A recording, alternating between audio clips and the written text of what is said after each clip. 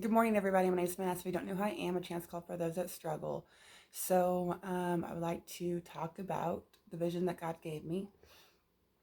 I prayed I prayed and asked God what His will and plan is for my life, and He gave me a vision. This is not the first time that I have prayed this prayer. This is not the first time I've asked God what His will and plan is for my life, but this is the first time that I have received a vision. This is the first time that I received anything in this area when I have asked. So this doesn't just apply for me, it applies for all of God's children, all of His sons and daughters. Okay? Before I get into it, I want to give you a little bit of a what's been going on prior to this. In my last video, I had briefly said that there was a situation that occurred, and I really didn't want to talk about it until I seen what God was going to do, like what was actually going to happen in the situation. So, the other day, I, told y'all that God gave me revelation of we have to lay down everything. If we have something material of this world that has a stronghold on us, that can affect your feelings, your emotions, that make you doubt in God, you are to lay it down. You submit your prayer to God and you lay it down at the altar. His will be done. Whether it comes to pass or it doesn't come to pass, it is His will. And we lay it down. Okay? I have been through this process before, but I've never been to this extent, to this depth. Okay? And anytime that you have something that is holding on to you, it is sin. That's Satan with a stronghold. So, and I also want to say, in 1 Corinthians 1:27, but God hath chosen the foolish things of the world to confound the wise, and God hath chosen the weak things of the world to confound the things which are mighty. God had to take me to the things of this world to get me to where I'm at, which is surrendering all. Surrendering all the things of this world, laying it all down, loving Him, making Him number one, and trusting in His will. Okay? So the other day, I'd went to work. I was in good spirits. I was thinking about this. I was thinking about the revelation that God gave me about just laying down the treasures of this world. Okay? Because man seeks the treasures of this world, but the children of God are supposed to seek righteousness. Okay? Righteousness, love, joy, peace, meekness, kindness, the fruit of the Spirit. Okay? And there's nothing wrong to have desires in your heart. You take it to God, you pray, you ask, and you wait. You don't dwell on it, you don't hold on to it, okay? So as I'm at work and I am thinking about all this, just before an incident occurs, I look out the window and I see this car, and it says this person had spray painted on their window Romans 8:28. And I got all excited because that morning I was in Romans. And I'm like, what is Romans 8:28? So I took a picture of it because I wanted to show my husband. And then I looked it up, and that, like, instantly I looked it up, and it says, all things work together for good for those that love God. And I was like, wow, okay, like I don't understand why, like I know this is for me, but I don't understand why God put this here for me. And several minutes later, um, an employee came at me, and out of nowhere, we had not talked. We had not had any conflict. There was nothing there. I had had good small talk conversations with other people, but this one lady came up to me. I'm looking down, working, and she comes up to me very hateful, and she says, "You need to knock that chip off your shoulder because you walk around here like your shit don't stink." And it broke my heart. It broke my heart, and there was not one bad thought that came to my mind. There was not one bad word that came out of my mouth. That nothing happened. There was nothing there that wanted to come out of me to lash out. The first thing that came to me was, I need to call my boss. And that's what I did. And I was really just giving this to God. And I had been praying prior about quitting, but I obviously just can't quit on my own free will. I need a job. And I was feeling like God was telling me that I need to quit because, like, why would He want me to stay in the situation? And I decided to lay down the treasures of this world and my struggles, my trials, all this stuff that's been going on in my life, um, and believe in Romans 8:28. All things work together for good for those that love God. And I called my boss and told him I was quitting. And I was scared and I was fearful of this, but I was like, I'm believing in Romans 8:28. Okay. I was not expecting the conversation to go the way that it did. I was actually talked in to staying.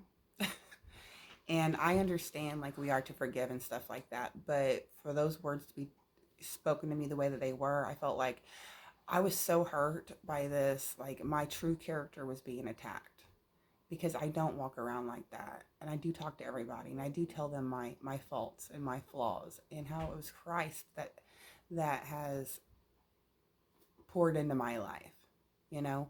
And so I felt like that was my true character being attacked, and I just took it to heart. And as I am talking to my boss and I'm telling him that I'm quitting, and he is continually asking me to stay, I realized God is saying, wait. It is not time. You need to wait. And I felt bad. I felt bad because my boss just continually kept asking for me to stay, and it made me feel bad. And he explained the woman's situation. We all have bad days and stuff like that. But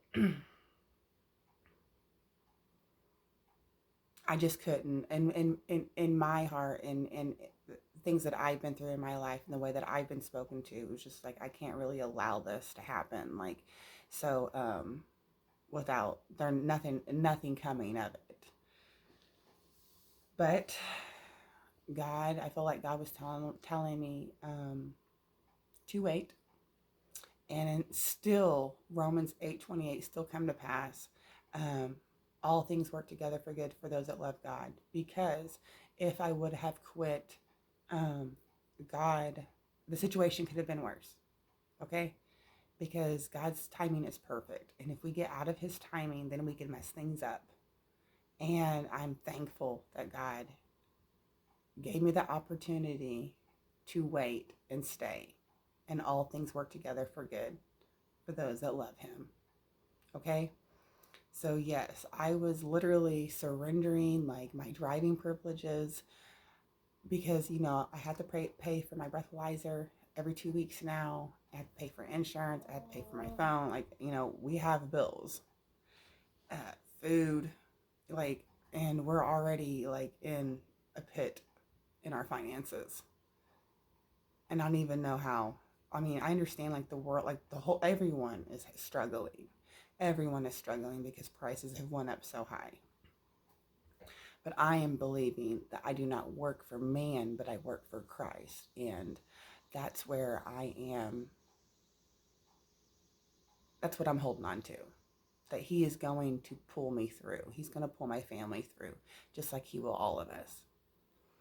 So after all this occurred, I laid down and I prayed, God, what is your will and plan for my life? And I'm waiting there. I'm waiting to hear a word. I'm waiting to receive a vision or something. And I receive a vision. I receive a vision of it snowing. Okay? There's snow on the ground. I can see green on the trees, but there is consistent flow of snow falling down to the ground. And at first I was like, oh, okay, well, this is cool. Like, it's snowing, but why is it snowing? Like, it's not winter time. Is God saying like I'm in a winter season? And I thought, well, it's pretty, but this isn't from God. So I was like, literally, like, tried to shake it off for a second. And I go back into, like, okay, what is it that God has for me? And instantly it goes into snow falling.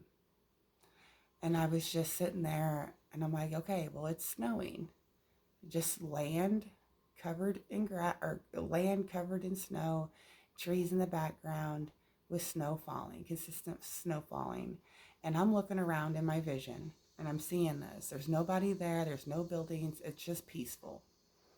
You know, the mornings that you wake up, maybe around Christmas time, and you look out the window and the snow's falling and you know, it's just beautiful. It's peaceful. That's what it was. And but it wasn't like I was in the house. I mean, it seemed like I was outside, but there was like no cold hitting me. There was no winter hitting me. It was like a glass that was shielding me from the actual like coldness and the snow falling upon me. But I was in it and I was looking around. And so I woke up yesterday and I'm like, okay, well, what does God say about snow? Like, I have never ever looked up snow. There's never been anything that has made me think of snow, honestly. Other than I know in Revelations it speaks of, um, well, it speaks about it in Revelations, but I'm going to head and read it in Matthew because this is where I found it. But I've prayed this prayer so many times. But it's Matthew 24:20. But pray ye that your flight be not in winter, neither on the Sabbath day. Okay? It talks about in Revelations to pray that when we have to go on our journey in the end times to the Armageddon, that pray that we are not going in the winter on the Sabbath day with young child. And I've prayed that prayer time and time and time and time. Okay? So I look into snow. What does God say about snow? What is he trying to tell me? What is he saying?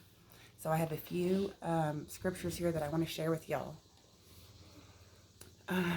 Job 38:22. And you can look these up yourself. Hast thou entered into the treasures of the snow, or hast thou seen the treasures of the hell, which I have reserved against the time of trouble, against the day of battle and war? But what way is the light parted, which scattereth the east wind upon the earth? Who hath divided a water course for the overflowing of waters, or a way for the lightning of thunder? To cause it to rain on earth where no man is, on the wilderness wherein there is no man, to satisfy the desolate and waste ground, and to cause the bud of the tender herb to spring forth. Hath the rain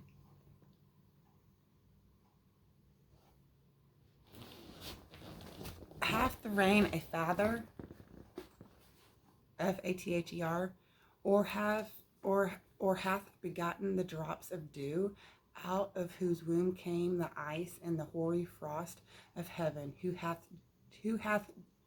gendered it? The waters are hid as with a stone, and the face of the deep is frozen. Canst thou bind the sweet influences of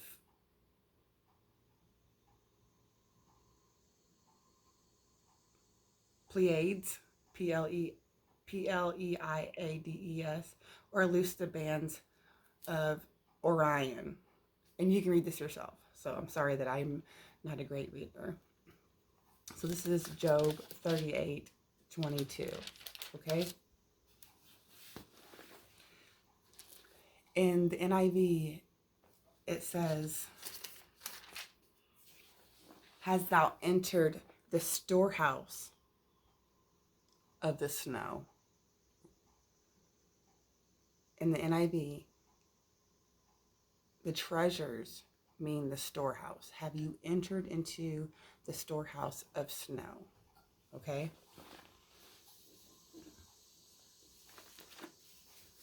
Psalms 147, verse 11. The Lord taketh pleasure in them that fear him, in those that hope in his mercy. Praise the Lord of, O Jerusalem. Praise thy God, O Zion. For he hath strengthened the bars of thy gates. He hath blessed thy children within thee. He maketh peace in thy borders, and filleth thee with the finest of the wheat. He sendeth forth in commandment upon earth. His word runneth very swiftly. He giveth snow like wool. He scattereth the hoarfrost like ashes. He casteth forth his ice like morsel. Who can stand before his cold? He sendeth out his word and melteth them. He causeth his wind to blow, and the waters flow. He showeth his word until Jacob, his statutes and his judgments unto Jesus. Okay, that's Psalms.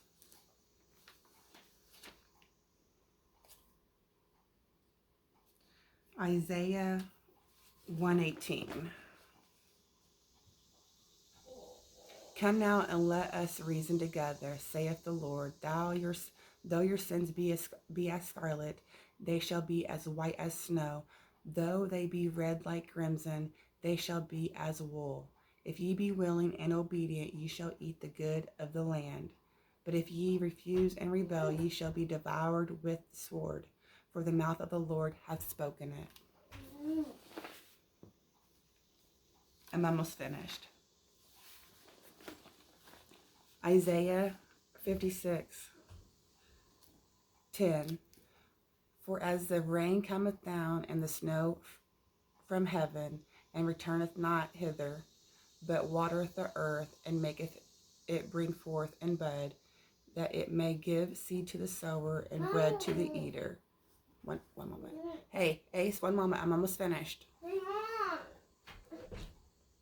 So shall my word be that goeth forth out of my mouth. It shall not return unto me void, but it shall accomplish that which I please, and it shall prosper in the thing whereunto I sent it. For ye shall go out with joy, and be led forth with peace. The mountains and the hills shall break forth before you into singing, and all the trees of the field shall clap their hands. Instead of the thorn shall come up the fir tree. And you look up the fir tree, it sits on the mountaintops, and they used it a lot in the Old Testament, maybe in the New Testament too. It's really interesting. And instead of the bearer, Beier, shall come up the myrtle tree, and it shall be the Lord for a name, for an everlasting sign that shall not be cut off.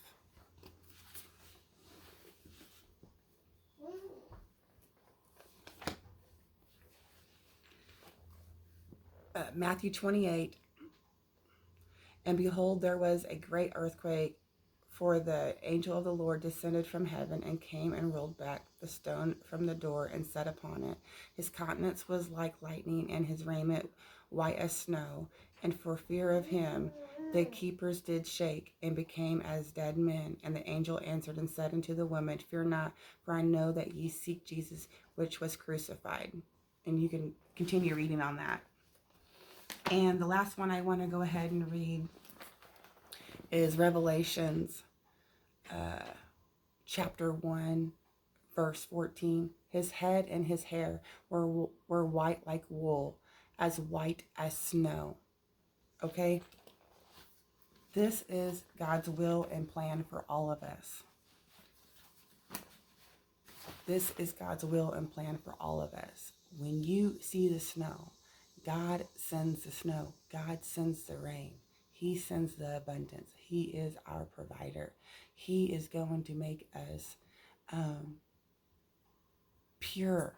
Okay? That's something I wrote down. Okay? Snow is purposed by God to glorify him and do his bidding. Snow has a cinder, which speaks of Job 37:6. Frost as a scatter, which speaks of Psalms 147:16. And God uses both to showcase his supremacy. Job 38:22.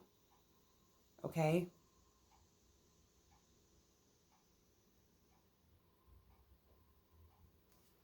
I hope this was a blessing. I hope this was a blessing because it is his power and purity that is done in us and through us. That's all I have today. I love y'all. I'll talk to you later.